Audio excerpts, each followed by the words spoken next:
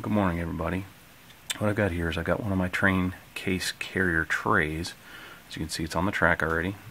Basically, it's just sitting up there. As you can see right here, these are some other trays, and here's actually the case I put them in. It's basically 2 trays deep, and it's just a box. 2 trays deep, 8 trays high. I'll go through how I load and unload each one of these, and you'll actually be kind of amazed. It worked out better than I thought it would. So what I'll do is I'll go ahead and set this camera on the tripod, and we'll see how it works. I've also got a tape measure, so I'll be given dimensions for people who would like to build their own. So as you can see, there's an end of it on both ends that holds the cars from sliding around too much. So I take the end piece out, it's 1/4 inch plywood, slide in my ramp to ease the transition from the base of this, which is 3/4 plywood, down to a Kato re-railer, which I found is the best one. Sit on the track, whole line of cars.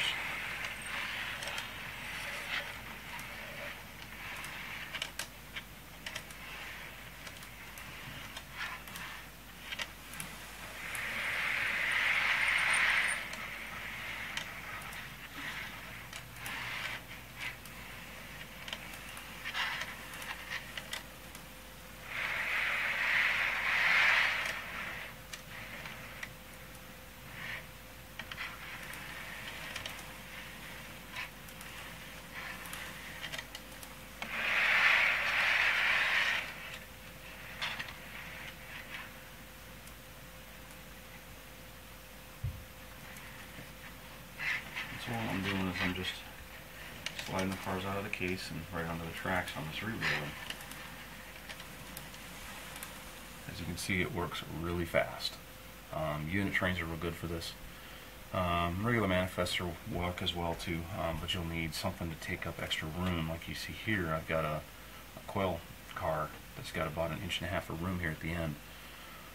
So you've got a choice. You can fill it in with like chunks of foam or something like that. On another tray, this one isn't totally done, I use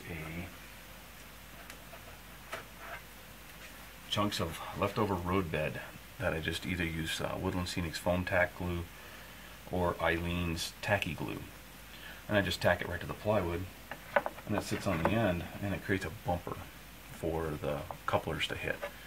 So that way when you go around a corner or something and these things start moving around, they don't bash into the ends, and when it's solid, it does tend to break things. I've replaced a few trucks and couplers because of the breaking of the coupler ends.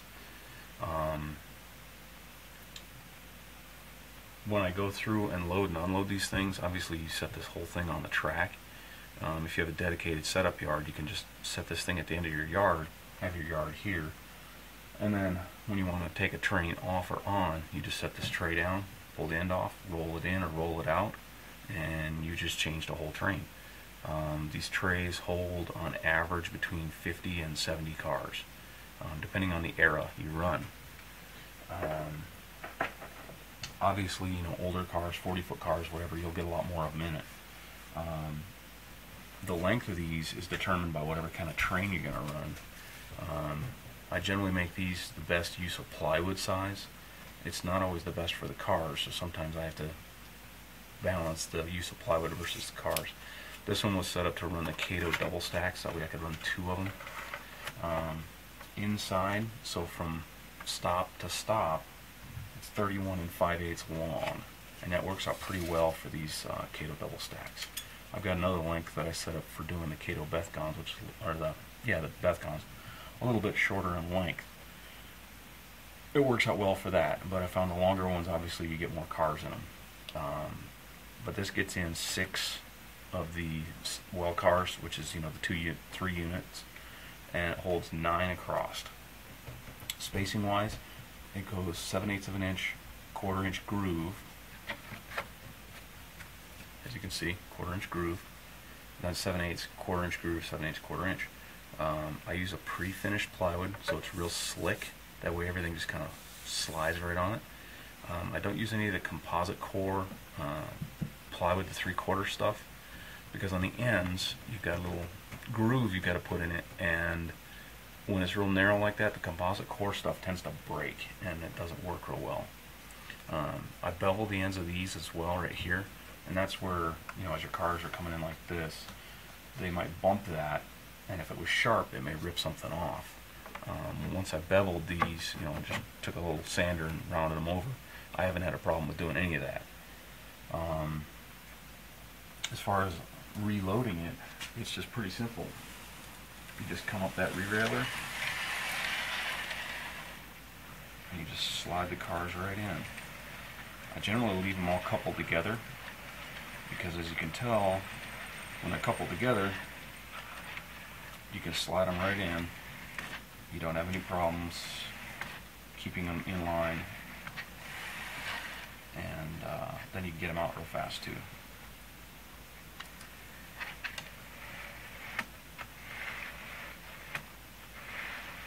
You have to take your time. You can't just, you know, throw them in there.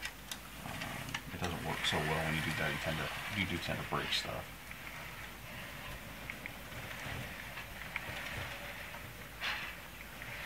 And you just kind of force, you know, pull the cars around with your hands.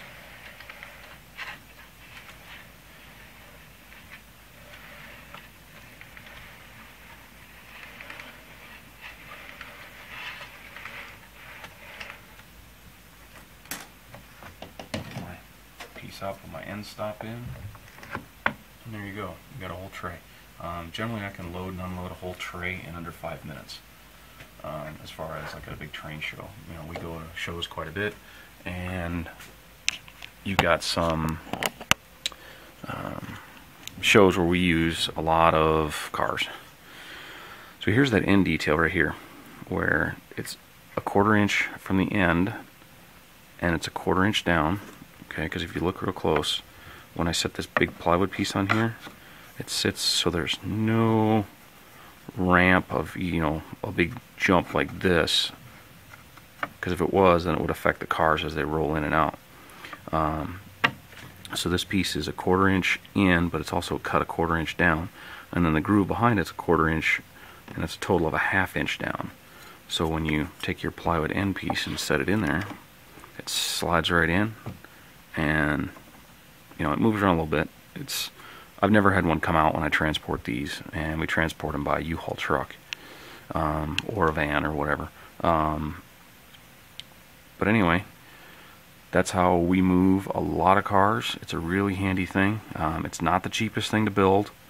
There is a bunch of labor involved with it too, but in the end, you've got a capacity to move a lot of cars in a relatively short period of time. Put them all on the track and you're up and running, instead of doing jewel cases one by one. Hope you all enjoyed the video, and have a great day.